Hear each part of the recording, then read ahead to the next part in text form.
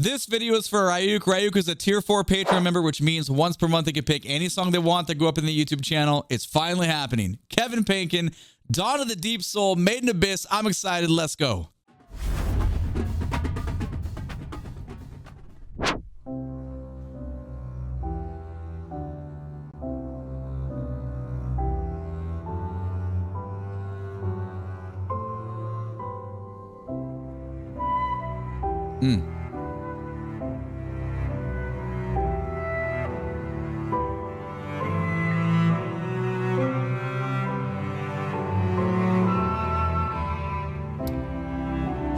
Man, that is gorgeous. We gotta just stop there and talk about this introduction between cello and piano. We have this motif, this more, I guess, more of a theme here.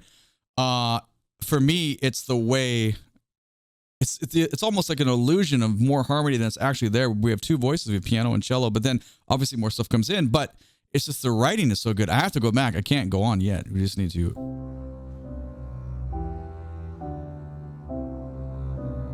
It's in unison there, but.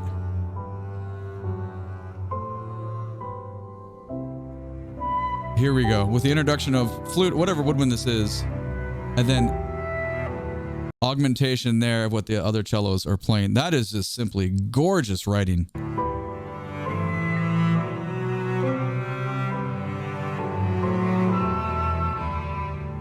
And cadentially how we resolve there to come to the next phrase. Now, the only thing I didn't really check here is I'm not totally sure. It felt like the woodwind came in on bar 4, which would, I don't know, suggest to me that we're in 3-bar phrases. I'm not sure. I wasn't counting the phrase work there. I was kind of too captured by just the way the harmony was feeling. I just went back a couple seconds. We'll keep going here.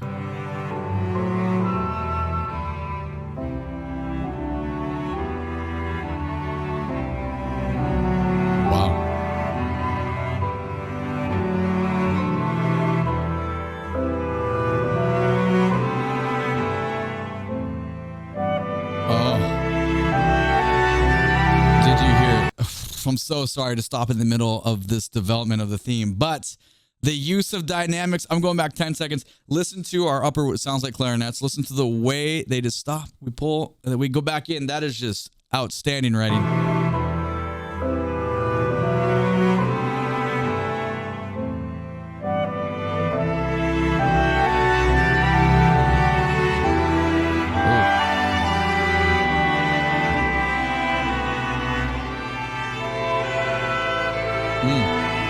Very clever there. That's emotional harmonic layering right there. Kevin knows. Kevin knows. We're only 53 seconds in, and I know I keep stopping. I'm sorry, but Kevin knows what he's doing here. Okay. The almost just smooth gear shift out of that 4-note ostinato now has been removed, and I'm very curious to see where this goes. Let's go back 5 and experience that transition again.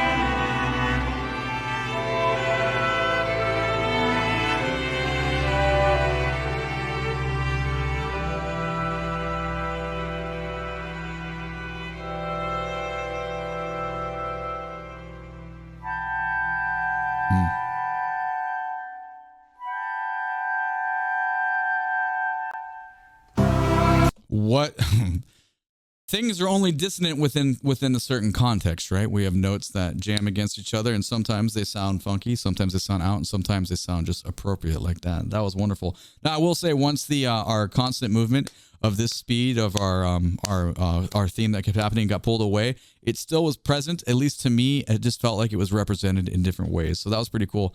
We need to get the dissonance again because that was a beautiful clash. Here it comes.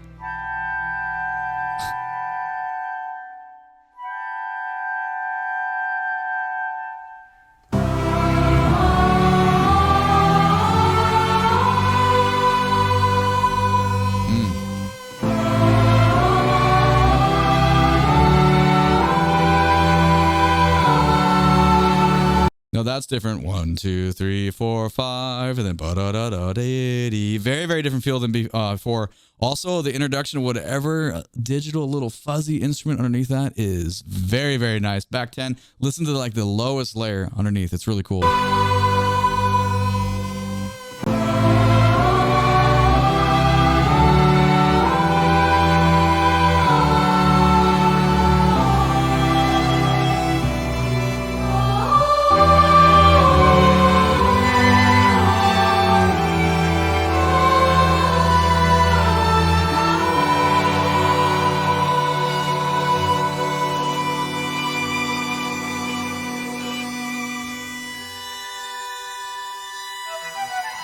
And now it's much more present as you come out of there. So very cool little species counterpoint going in there. Basically, we have a lot of lyrical melodic lines happening, kind of staggered from each other that are happening.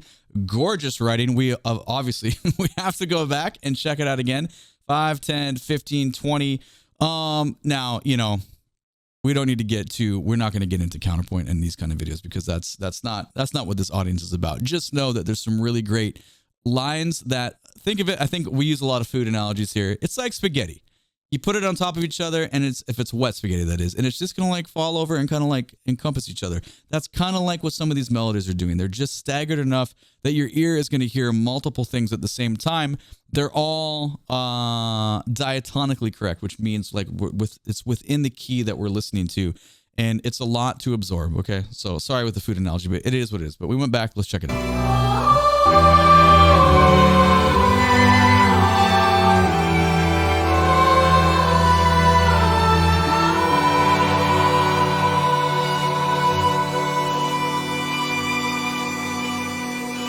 Beautiful.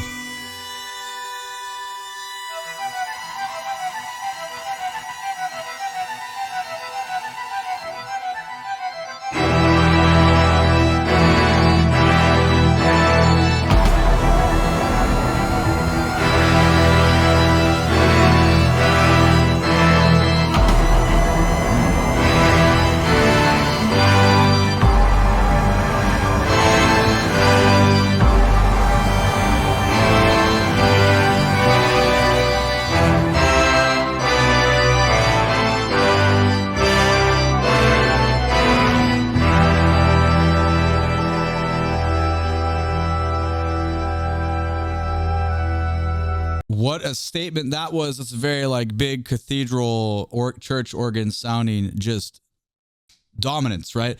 That is by far the loudest single instrument dynamic we've heard. I'd say with the choir section from before, that was quite powerful as well. But we really get a different sense of where the tonality is because we had the cool like I don't know what you want to call that, spacey like sci-fi sound, but then suddenly you're hit with much more of a minor sad sounding kind of organ coming into our ears.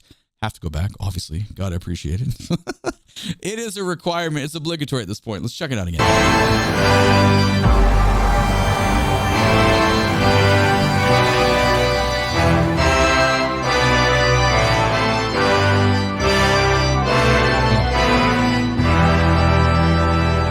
And you can still hear the stuff being kind of weaved underneath. And sorry, I didn't mention it. I really did like those percussion hits, but they were like, not a tone, not a timbre percussion that you would ever normally hear with a cathedral. Or, okay, you just probably really wouldn't hear percussion in general ever in a cathedral service with a big organ like that. But just if you were to, it wouldn't be a digital one. So that made it even cooler, in my opinion.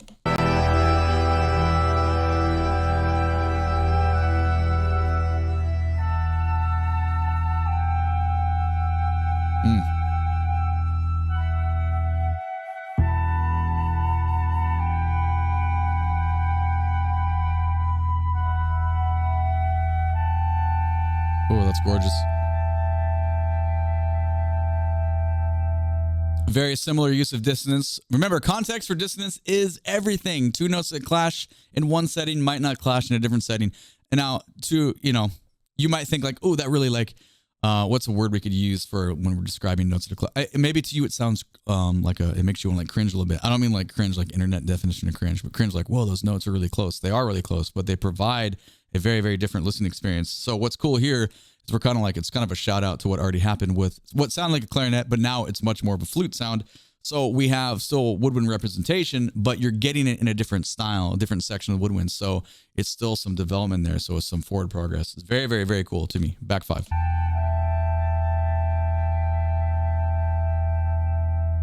Oh, the dip at the end.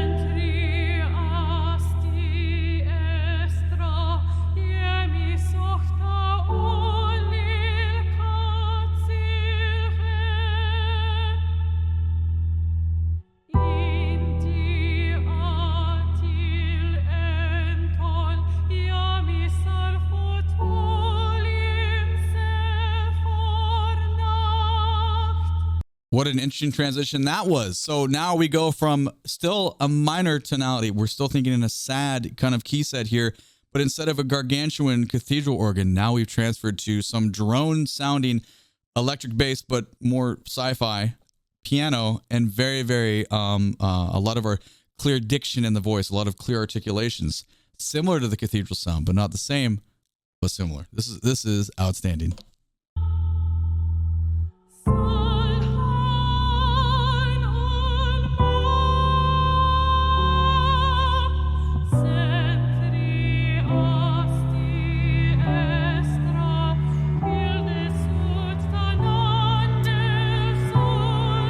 Cello sneaking in.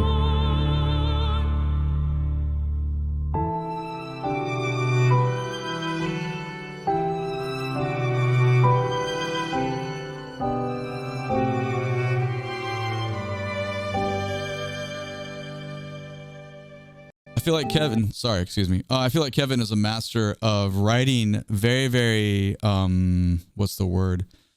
I don't know.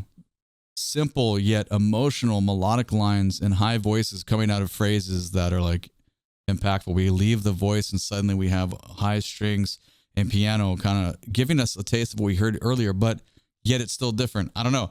I would never have the skill set to know how to create something so artistically gentle, if that makes sense.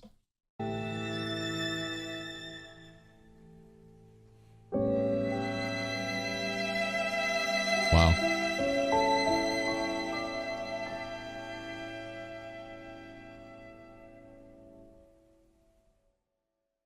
Well, I apologize for talking during the middle of that phrase because we kind of sounds like we end on a dominant 7 chord there, and that definitely was the cadential complete section of that. So I know there's pros and cons to stopping and talking a lot. Sometimes when it's the first time listening, you don't know what the exact phrasing is, but you just have to roll with me. I apologize, but let's keep going.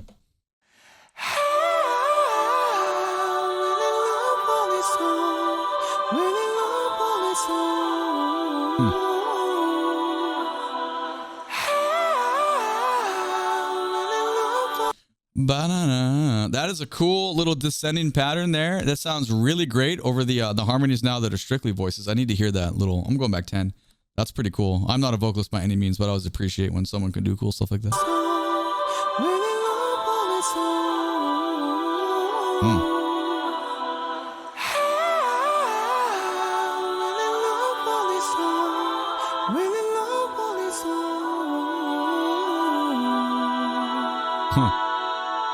Cool interval choices.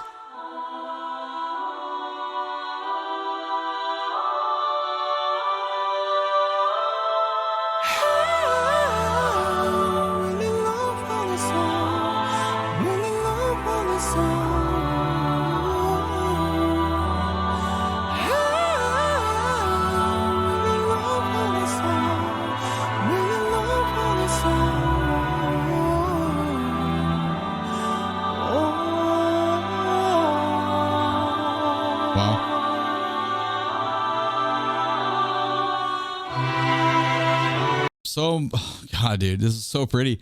That melody in the voice is very, very nice, but it's not the main thing I'm listening to. I'm always wanting to be a student of like harmony in situations like this. So you can listen down, like, how does he use the supporting choral voices and then sneak in strings? And there was like, it just felt like there's a little bit of upper woodwinds in there too.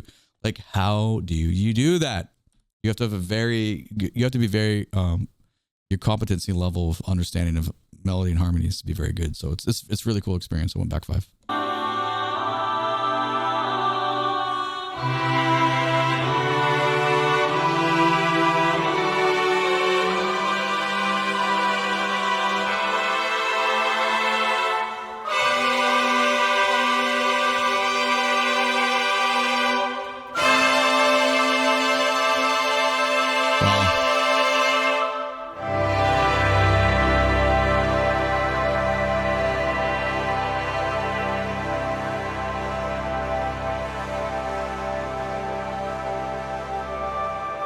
Okay, before we move out of that, chord sonorities, note sonorities, stacking of notes in sometimes unconventional ways to get groupings that sound like this.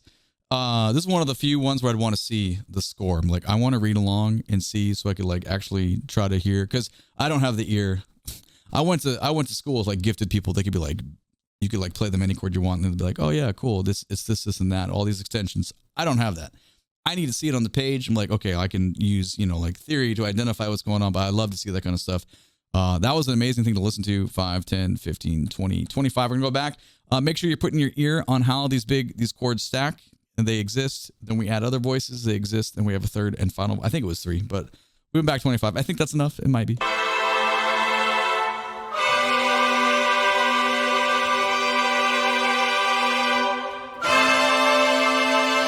That one is cool.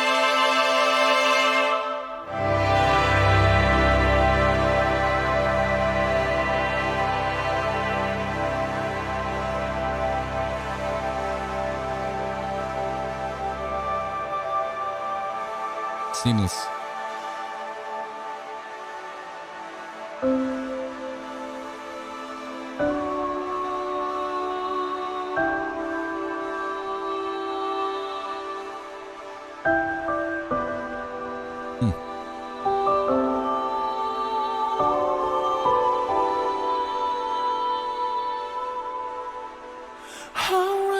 Okay, before we get into voice coming in, we just have to talk again about how we have so many different representations now where those dissonances clash but sound perfect within the composition. And they've been developed each time since like, I don't know, 10 minutes ago that we've stopped and started a million times here. Just brilliant use. Also, I do like the mix level of the keys, how much higher they are than everything else. I'm gonna go back. I think maybe 10 here. Okay, here we go.